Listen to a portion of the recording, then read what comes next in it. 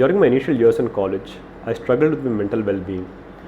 There was this huge pressure to fit in, to make friends and seem cool, while at the same time maintaining your grades and participating in your extracurriculars, right? And all of this had a huge emotional strain upon me. There was this huge clash of value systems between the one that I grew up with and the one that I was exposed to. And I found it difficult to manage the torrent of emotions that swept through my mind day in and day out. I used to have prolonged periods of time where I struggled to work productively. It felt like there was this huge grumpy brown bear sitting on my chest weighing me down. And at this point of time, I tried reaching out to people and talking to them about my feelings. And these were some of the responses I got, right? Don't think about all the negative stuff all the time. Think about all the people who have it worse. You should be more grateful. Just stop thinking about the negatives all the time. It's all in your mind. If you think positive, things will start getting better. I know that these people were trying to help, but it only made me feel more disconnected from the world. During this time, I felt sad, lonely, angry, and most importantly, alone. I felt my mind spoke in a language that no one else could understand. Thankfully, with the support of some of my close friends, I sought out therapy. And this vastly improved my mental well-being. And sensitized to these warning signs, I started to see instances of people going through similar thoughts like myself. People grappling with self-harm, suicide, and burnout. And this was when I realized the magnitude of the problem that is facing the youth of the country who do not have access to mental health resources. And that is when I realized I could not be a mute spectator anymore. So in 2016, taking a leap of faith, along with two of my closest friends, I started Lone Pack with the aim of making mental health accessible to Indian youth. We believe that these battles should not be fought in the shadows any longer. And so we started off with a Facebook page where we posted some relevant content and we reached out to our friends and family to like, share, subscribe, as the saying goes, right? So incidentally, we were reaching out to people, and one of my friends reached out to me saying, hey, you know what, I like the post that your page put up. It's very relevant and I thought it was something that I could relate with. And I asked him, so hey, can you like this post? Because in those times I used to obsessively scroll through my Facebook timeline to make sure that who were liking our page's posts and who weren't, right? And my friend replied, hey, sorry man, I can't. And then he went on to say that he was afraid that if he liked or commented on our post, it would show up on his friends' timelines who would think that he was crazy as well. So this was a revelation for me. So here was my friend, a very educated person, a very progressive person who believed that mental health should be accessible, who had supported me at every step of my journey, including during starting my mental health nonprofit, and who was very open about a lot of his political opinions online. But he found himself not able to share his thoughts on mental health openly because he felt that people would judge him for it. And this is when I realized the nuanced nature of the stigma surrounding mental health that exists in India, right? And this was for me my personal eye-opener to how subtle the stigma against mental health can be, even in circles that we don't associate it to exist. I found that when you're trying to create change, it is necessary to probe deep within ourselves and to identify unconscious biases and prejudices that we may harbor. Let's take a moment and try to answer these questions honestly, shall we? Have you ever told someone who was going through distress to just get over it? When a boy was breaking down in tears, have you told him to man up? Have you ever made a joke whose punchline was, I'd rather kill myself than? How many of us were able to answer these questions with a resounding no? Well, I couldn't. In fact, a few times I even let some of these prejudices seep in after I started Lone Pack. It helps to ask these questions ourselves and have honest conversations with ourselves, even if we may not be comfortable having them with others. So, how would you react if a person of authority admitted to seeking help with their mental health? Would you be comfortable giving responsibility to someone who has admitted to seeking help for depression? Would you suggest therapy if a friend or a close family member reached out to you showing signs of mental distress for a prolonged period of time? Let's think about these questions for a while. The first step towards change is looking within and acknowledging that there are places where we can improve upon. There's a quote that is misattributed to Gandhi, but which nevertheless is of value. Be the change that you wish to see in this world. When we read statistics about mental health, it is very easy to forget the human stories behind them. Stories that show the effect that our collective silence about mental health can have on people with mental illnesses and their caregivers. So when I was in my second year of college, a person I knew decided to take her own life by jumping from a 3-story building. She survived, but for the next few days and weeks, the incident attracted a lot of conversation, just not the type that I had hoped for. There was plenty of gossip and ridicule, very little compassion and introspection. Didn't you know she was going out with that boy? He must have broken up with her. Kids these days, they tremble at the slightest of pressures. They don't have any emotional willpower. She was terrible at studies, probably did to escape from facing her parents, So these were some of the points that were discussed and debated by multiple people around me.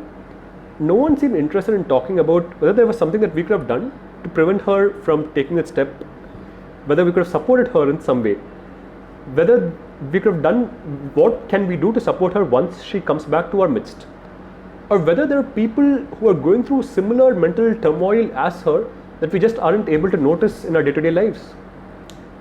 This is an all too familiar pattern where we blame those with mental illnesses rather than having those much required conversations about why mental health is so stigmatized and what we can do to help people reach out and open up. This brings to mind the unfortunate case of Sushant Singh Rajput's suicide last year. The media and the general public were more interested in gossip, conspiracy theories and retribution than having a honest conversation about the nuanced nature of mental health and how it affects different people in India.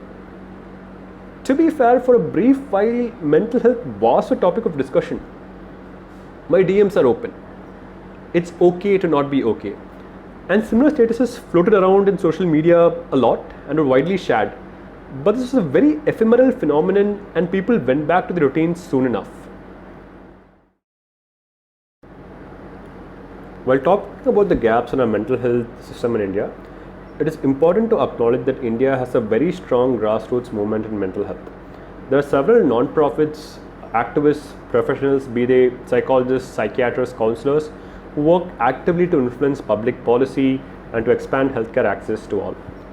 So, are the work of these people enough?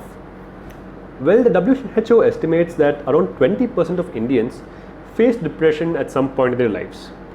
This is the most common mental illness, so we're using that as a gauge. At the same time, it is estimated that only 10 to 12% of those with depression seek treatment. So, why is this the case, right? It's because our mental health infrastructure is severely underfunded and understaffed. To give you some perspective, we have only one psychiatrist for every 3 lakh Indians. Even this does not fully capture the picture because most of these mental health professionals are concentrated in India's metro cities. So for most Indians, they live in areas where they do not have any sorts of access to mental health care resources. And this is the sad reality that most Indians live with. Or even if they do reside close by to a mental health resource where they're geographically able to access it, cost becomes a huge limiting factor. For instance, when I was a college student, I did consider seeking therapy much earlier than I actually did, but I was concerned about the huge consultation charges that would be levied, which was a huge limiting factor as a student trying to manage my finances, right? And how then do we overcome this problem when you have such a severe scarcity of both trained professionals and, let's say, funding as well? So I won't give a solution. I will quote Dr. Vikram Patel, who is a very renowned psychiatrist and mental health researcher, and he believes the solution lies in the concept of task shifting. So what is task shifting? Basically, when you're short of specialized healthcare professionals, use whoever is available in the community and train them to provide a range of healthcare interventions. This is the basic concept behind task shifting, and this has been successfully employed in several other instances as well as mental health in several countries. Dr. Vikram Patel, again, he states that in order to implement the slogan of health for all, we need to involve all in this journey. And this is one key reason why all of us should become mental health allies. So how can one be a good mental health ally? First, let's normalize talking about mental health. Talk about the mental well-being with your friends, your family and your colleagues. Share with them about how your day went, whether you had anything that stressed you out. Ask them how they are feeling, whether they're having anything that they would like to share. Do not be afraid of using terms like stress, anxiety or depression or mental health. That is completely fine. That is how these conversations get started. Second, let's normalize going to therapy. You need not be dysfunctional or be in an extreme crisis to have to seek the support of a mental health professional. It is completely normal. It is similar to how you would go to a doctor to seek help with a scratch. If someone, your colleague, your friend or your family member opens up to you that they are seeking help for their mental health, do not react with shock or judgment. Treat it as a normal part of life. Ask them if there's anything that you can do to support them in their journey. At the same time, respect their privacy and without their explicit consent, do not share this part with anybody else. Third, stand up when you hear somebody make an offhand comment or a joke about mental health.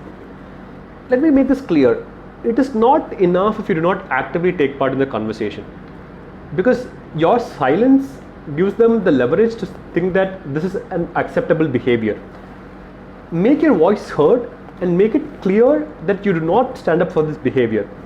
Call people out when they make these jokes or these comments that are very stigmatizing towards those with mental health illnesses. As Martin Luther King Jr. once said, it is the silence of our friends that we remember the most. Fourth, be very careful about the language that we use when we talk about mental health. Mental health is a very nuanced subject and involves emotions of people. And despite our best intentions, the language we use can cause people harm that you didn't intend to. For example, when you're talking to somebody who has a mental health illness due to past trauma, be very careful about the words that you use and check with them whether you can refer to it in some other circumstance. And last but not the least, always know that there are resources available where you can educate yourself on mental health. Let's be honest, mental health is a very nuanced and complex subject, and none of us are born with the skill sets or the abilities to respond to this in the best way possible in all situations, and that is completely fine. But at the same time, recognize that there are plenty of curated resources available both online and in libraries, which you can use to educate yourself to be a better mental health ally and to take care of those around you. Lastly, I want to address the topic of how you can help someone who's going through a mental health crisis. I want to take a separate section to talk about this because it's a very nuanced subject that requires to be addressed carefully. So each situation is unique, right? But there's some common pointers that we can keep in mind that can help us approach these conversations in a healthy manner. Point number 1, set time aside with no distractions. It is very important to provide a non-judgmental and safe space where we provide them our full undivided attention. Point number 2, let them lead the discussion at their own pace. Let them share as little or as much as they would like. Don't apply any pressure on them. Point number 3, do not second guess their feelings or do not diagnose their illness. This should not have to be said, but seriously folks, if you are not a mental health professional, do not diagnose. I repeat, if you are not a mental health professional, do not diagnose. Point number 4, keep questions open-ended. So, for instance, instead of asking a person, are you feeling low? Ask them, hey, can you share how you are feeling right now? So by asking these open-ended questions, you provide them more space to let their feelings flow without imposing the restrictions of a yes-no answer. Point number 5, listen carefully to what they have to say. Clarify when needed to make sure that you understand what they are trying to convey. you don't have to agree with everything that they say. But by understanding what they're trying to tell you and respecting those emotions, you're making them feel heard, you're making them feel valid, letting them know that you respect their feelings, and this is very, very important. Point number 6. Offer them help in seeking mental health support. For instance, provide them information on ways to do this. This could be in the form of sharing a list of mental health professionals in their area, or you could offer to go with them when they're trying to seek therapy for the first time. This is especially important because due to the enormous stigma surrounding mental health, a lot of people do not seek mental health support even if they know that they need some external support, right? And this is where the support of a loved one or a friend can be a huge factor in their journey. And lastly, know your limits. Ask for help if the problem is serious. If you believe the person is in immediate danger to themselves or people around them, or if they have any injuries, immediately seek medical support. You need to take action to make sure that they are safe. So there are several helplines available in India that you can make use of as well. And there are several people who offer immediate support to people in a mental health crisis. As you might have noticed, empathy is a common thread across all the points that we have spoken about so far. Always remember, empathy and compassion do not cost anything, but they can make a huge difference in the lives of people around you. So that is something that I hope we take from this entire talk, right? And let's also realize that being a mental health ally requires us to be mindful of our actions and our biases every single day. Because being a mental health ally is more than just a trending hashtag.